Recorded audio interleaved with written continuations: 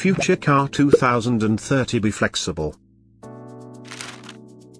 This is Max.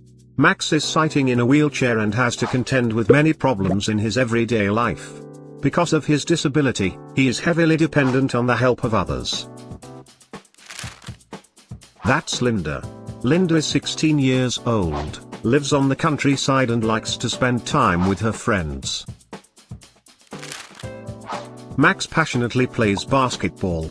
Because his parents are very busy and a taxi on time is too expensive, he often misses the training.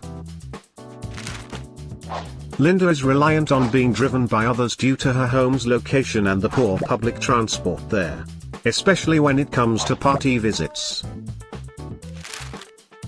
The Future Car 2030 makes it possible to order a self-driving car. You can choose between different car models, small city cars, wide-bodied cars and handicapped fare vehicles. So Max is much more flexible and independent of others. He has the opportunity to join the basketball training.